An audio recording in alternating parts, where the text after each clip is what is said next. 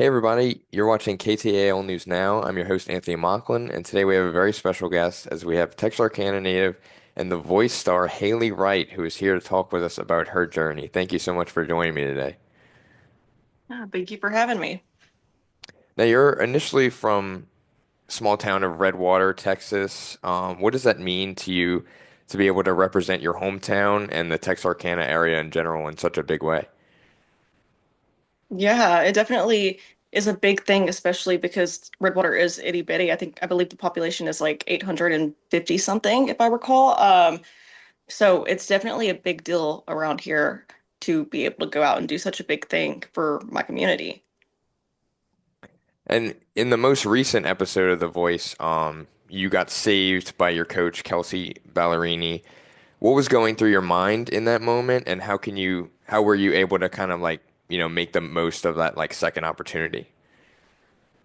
Yeah, oh my goodness, that was mind blowing. I was not expecting it. I was almost back to Texas, I thought.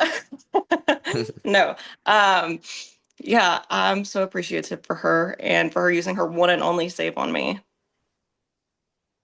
And you said previously that a softball injury you suffered led you to, pick up a guitar in your downtime and recovery process. Do you feel as if you would have still pursued music this deeply if, that injury had never happened?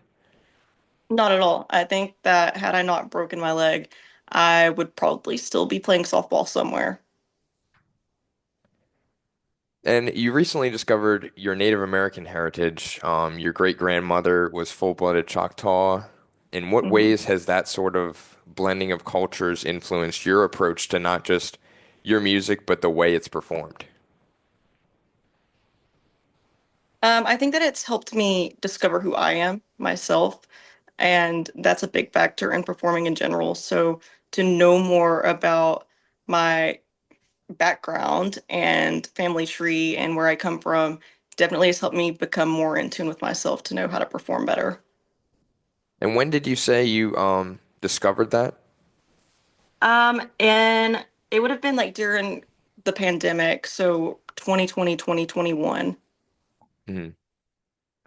And I know being on The Voice and stuff has brought a lot of, national attention to you, and I just wanted to get your take on how you've navigated, being in that national spotlight. Like, how have you stayed true to your roots while also appealing to this, broader audience?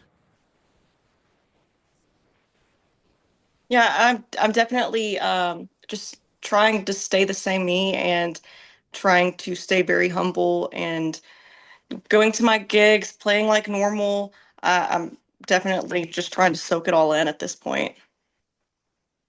And what have you learned most about yourself since being on The Voice? Like, how has, your experience led to self-discovery, both, as a singer and in your own personal life? Yeah. Um, I've always been a shy person, very just kind of keep to myself and don't talk to anybody unless spoken to. And I think going out on The Voice and having to open myself up more to be on stage and to speak during like interviews and things like that, I think that that has helped me discover this other element of myself where I can be more open to the world and show people who I actually am. Would you say that was hard for you at first to try to, step out of your comfort zone like that? Oh, it was definitely a hard thing to do to step out of my comfort zone. I originally going into it, I think that was my biggest fear was having to open up for basically the entire world to see. Hmm. And how has that sort of, affected your life and how, you perceive yourself and just kind of like, with that, all that, attention on you now?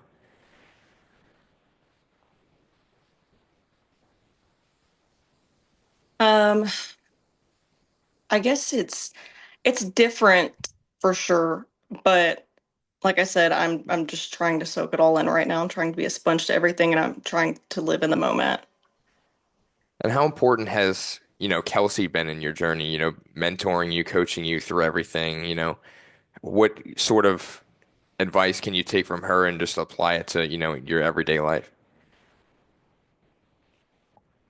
Yeah, she's definitely been a big help in helping me to open myself up and helping me to not shy away as much, but to be in the moment. And she's really been like the big sister.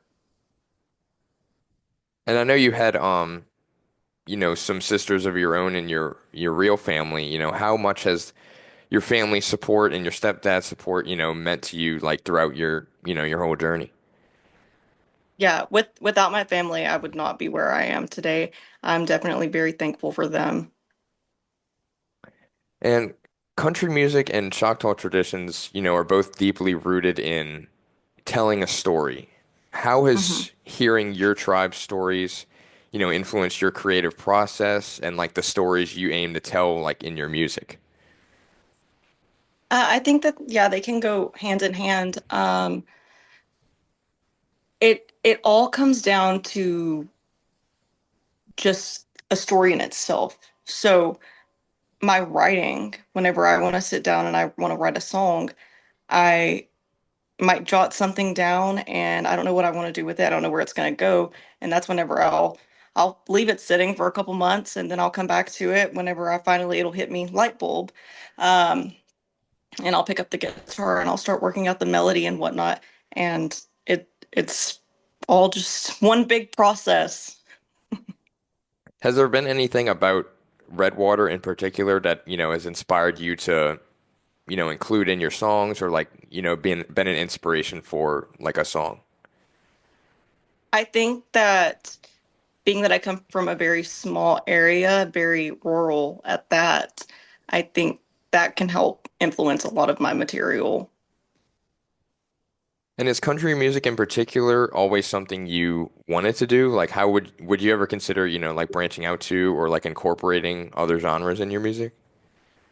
I absolutely love classic country and I love the country music world, but I try not to box myself into one genre because I think that I'm so much more than that. And I love to sing pop and rock, and I love to sing outside of my genre all the time. So I try not to box myself into it. Yeah, because I know it's been a very popular thing with like artists recently where, they'll try to branch out and do new things and, Mhm. so hopefully whatever you want to do, you find success in. Right. And your next local performance will be on March 29th in Texarkana. Mhm. How do you prepare for a show like that in front of people who, might have watched you grow so much? And what does their support mean to you? Oh my goodness. Yeah. Preparing for it, I'm just gonna go out there and I'm gonna go out there with my head held high. I'm gonna do what I do best and be passionate about it on the stage.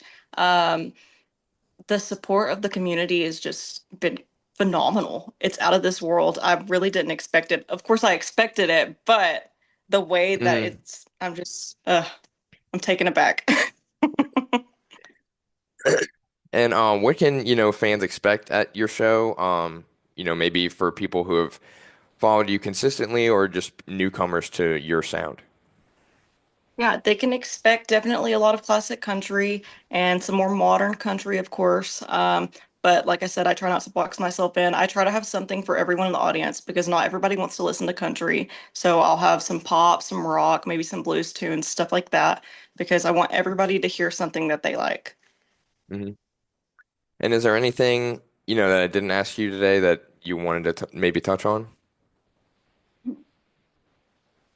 think you about covered it. Oh, thank you.